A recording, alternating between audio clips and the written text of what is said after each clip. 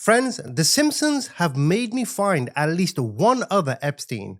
In this video, I'm going to go through some of The Simpsons' link to Epstein himself, some of their predictions, and then I think I found Epstein 2.0. We know P. Diddy was kind of like an Epstein, but there's someone else. Follow my train of thought.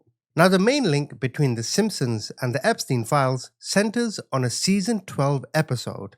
This episode was called The Computer Wore Many Shoes. It came out December 3rd, 2000. In this episode, Homer becomes a conspiracy theorist who uncovers too many secrets. He's then kidnapped and taken to a mysterious island. Now, this island serves as a prison for people who know too much, populated by other individuals who discovered sensitive information about powerful figures. Does this remind you of anything? This imagery, a secluded island where powerful people engage in illicit activities away from public scrutiny. This resembles Little St. James, Epstein's Island. But it's not just that. You also have Matt Groening. He is the creator of The Simpsons. He was named in the Epstein files, and according to testimony from Virginia Giuffre, one of the accusers, Groening allegedly received a foot massage from her. You dirty bastard. This was on Epstein's private jet in early 2000s. The incident allegedly occurred during a 1-hour flight when Giuffre was 16 years old. She said she was enjoying conversation with Groening when Epstein insisted she give him a foot massage. So now connect the dots. You have a Simpsons episode back in the 2000s about this private island. And then you got the guy who created The Simpsons literally on the private island. And in the episode, the island is controlled by a shadowy organization called The Island. The episode features various celebrities and public figures who have been disappeared for knowing too much. The atmosphere on this island is one of wealthy, powerful individuals maintaining control through secrecy and isolation. Themes that resonate uncomfortably with what later emerged as Epstein's operation. But all of this could just be a coincidence, right? After over 30 years and 800 episodes, there seems to be a lot that The Simpsons foreshadows.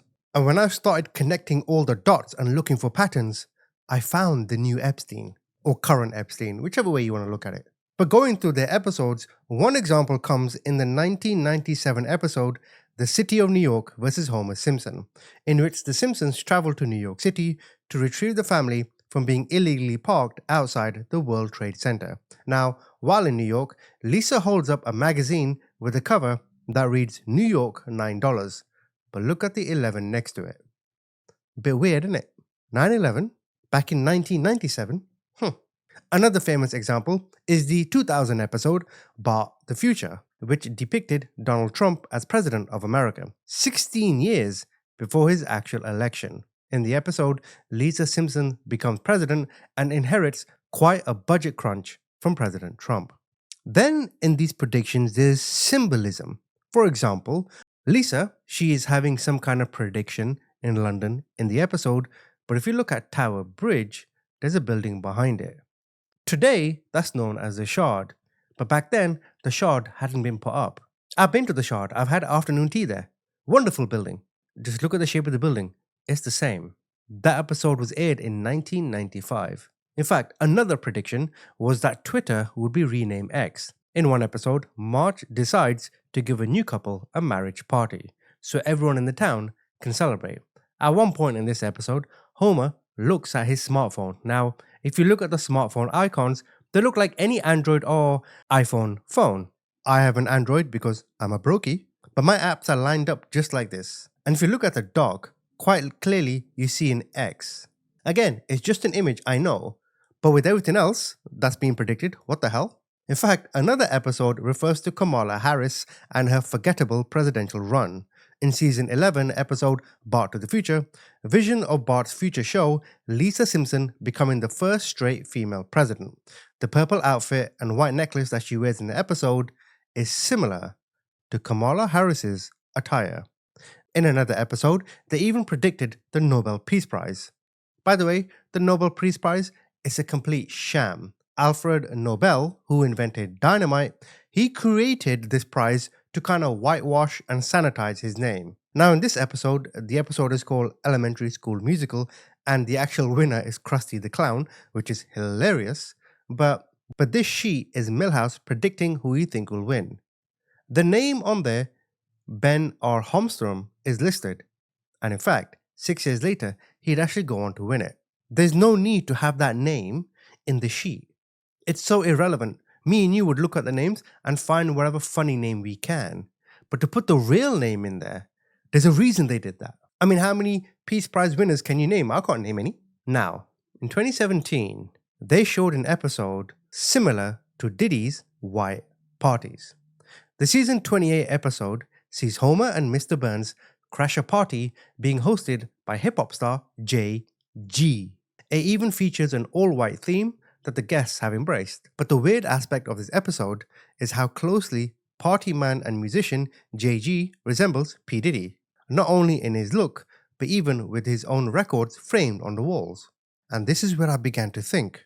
All those people who went to Epstein's Island, Matt Groening, the owner of The Simpsons being one of them, their thirst, their desire for these young children, for these women or whatever, it didn't just go away overnight. Who else has been serving them? Think. Look at the patterns that they have in common, right? Jewish, like Epstein, a billionaire, like Epstein, has some front businesses, like Epstein, knows many celebrities, like Epstein. Who comes to mind? Who also throws weird parties, like Epstein or Diddy? Look no further than this guy, Michael Rubin, the owner of Fanatics. I knew from day one when I first saw this guy pop up on my social media feed a few years ago, I was like, that guy, there's something about that guy. Hear me out, let me continue. American billionaire Michael Rubin appears to invite every A-list celebrity, musician, and sports star to his white party events. Just look at the guests in recent years. Kylian Mbappe, Tom Brady, Leonardo DiCaprio, Jennifer Lopez, Ben Affleck, Beyonce, Jay-Z, Kendall Jenner, Hailey, and Justin Bieber.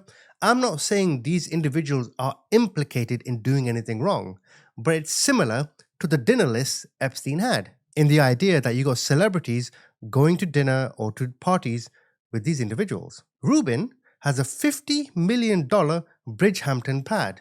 Brother, they say he's a billionaire. He owns Fanatics. I don't know anyone that's ever bought anything from Fanatics. I know Fanatics makes a lot of money. Ain't no way this guy's got enough money to pay $50 million for a pad. I'm not buying it. And his white parties have become one of the biggest parties in the Hampton region. And again, strict dress code, asking the guests arrive in all white attire. And then think further. I want you guys to go through this exercise with me. Yes? You see all these celebrities, they've spoken about climate change, they've spoken about BLM, they've spoken out against, whatever different causes, but none of them genuinely have spoken out about one thing. That is Israel and the genocide in Gaza. Are you now connecting the dots? Zionist, Jewish, billionaire, parties, women, cameras. Michael Rubin may be like the Epstein of the celebrity world. Do you get it? Maybe he's not an access agent to intelligence agencies, but that bastard has got his fingers in a lot of pies. I mean, some more predictions from The Simpsons. In 1998, the episode The Wizard of Evergreen Terrace, it showed Homer in front of a blackboard with an equation according to some mathematicians predicted the mass of the Higgs boson particle. That was announced in 2012. Now, the equation wasn't exactly accurate, but it was very close. The Simpsons even predicted smartwatches in 1995, which, to be fair, anyone could have predicted. Video calling, etc. You knew that was coming. The Simpsons even seemed to predict the FIFA corruption scandal in a 2014 episode, months before the actual arrests. The show even depicted Disney acquiring 20th Century Fox in a 1998 episode, and that acquisition didn't happen till 2019. The Simpsons also speaks about horse meat scandals, the Ebola outbreak, Lady Gaga at the Super Bowl, Greece's economic crisis. In a 1993 episode, it featured the Osaka flu, which some have inferred was a prediction of COVID-19. Now, you don't have to believe me, and you could just think I'm a conspiracy quack. I'm certainly a quack for sure. But again, you think all those people who committed the most disgusting, depraved acts on that island or in Manhattan all of a sudden thought, oh, we must stop? No more engaging in these disgusting desires? To connect the dots, you have to look at who resembles Epstein the most. Again, billionaire, Jewish, lavish lifestyle, businesses as a front, parties with celebrities, weird themed parties. Am I going crazy or is all of this too coincidental? And remember, there's 3 million files left. And it said that between 1999 and 2001 in the files, there's a massive gap. What happened during that time, eh? The planning of 9/11.